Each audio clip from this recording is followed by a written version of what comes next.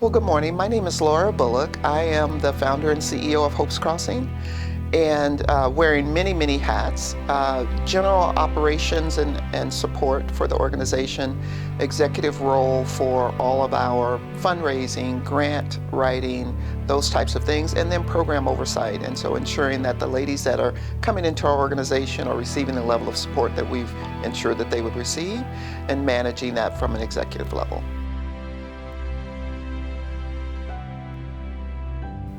Hope's Crossing is a nonprofit organization that is viewed as a community service agency, and we are a resource center for women, and so we provide a number of services and support for them.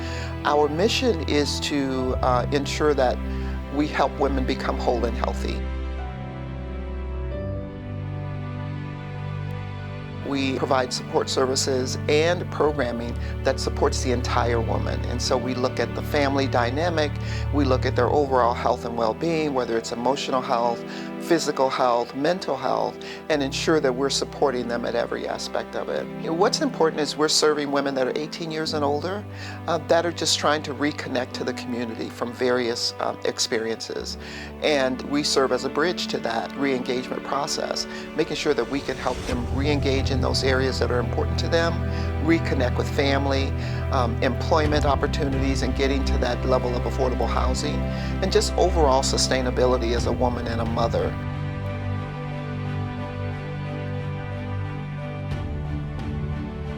You know, the services are really very customized to the woman, but overall we have a Fundamentals of Freedom program, which is our signature program.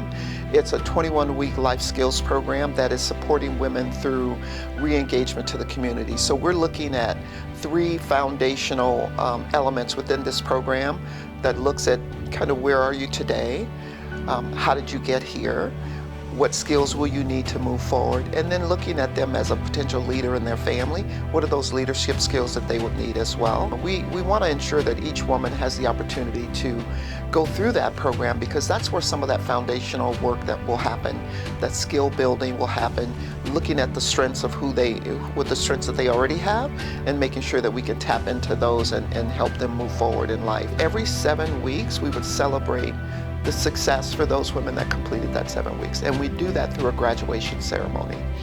Those graduation ceremonies are so moving, and we invite the community in because we want the ladies to not only re-engage with the community, but we want the community to re-engage with them, right? And so it's about building that trust between the two so that they can successfully go out into the community and operate and contribute and be leaders at some point through this process. And so those graduations are monumental, and they're very, very important.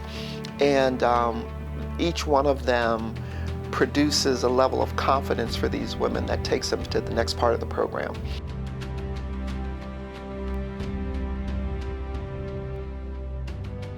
And then we also provide some group support services. So we have emotional support services, and this is an opportunity for women to come in, engage in a group setting, learn about different skill sets as well, also helping them tap into what are those emotional challenges that they're facing and building skills around moving through that. One of the new programs we brought on this year is our grief management program. And so we know that COVID has created so many different scenarios where there's been significant loss and trauma for women and their families. And so this grief and coping program is allowing them to understand what grief looks like, kind of deal with how grief came to be for them and what that loss looks like. And then what are the skills you need to move through that process? And these are skills that they can use ongoing, right? So they're repeatable processes and skills that they can use as they experience grief and loss at any other level, whether it's loss of life or whether it's loss of employment, loss of stabilization or independence. That these same skills are relevant for those experiences as well, and we allow them to do that.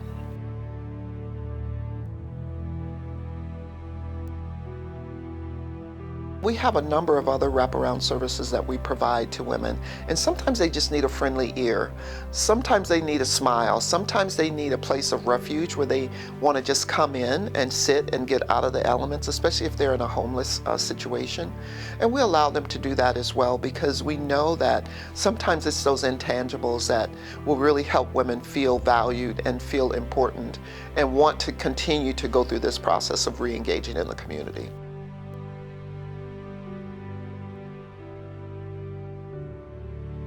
So as we're interviewing today, or as we're speaking today, I'm excited to share that we're coming back from COVID for the first time, hosting our Fundamentals of Freedom program in office since 2019. And I'm really, really excited about that. And so women are starting to come into the office again. They're starting to sit down at the table with one another, which is something we had not been able to experience. And as we all have experienced the difficulty with social engagement, so have they. And so we've been doing classes virtually, but of course, to be in person, that personal connection, that social connection, is what is really the secret sauce to our programming. We've been on virtual for 3 years, and it's been very difficult. It's been very difficult to make that transition, not only for us, but for the ladies. And being on video, being on camera, doesn't give them that real connection that they need. That's really important to that healing and that transformation. So I'm excited that we're going to be doing that today, and excited to be welcoming the ladies back into the classroom for live sessions.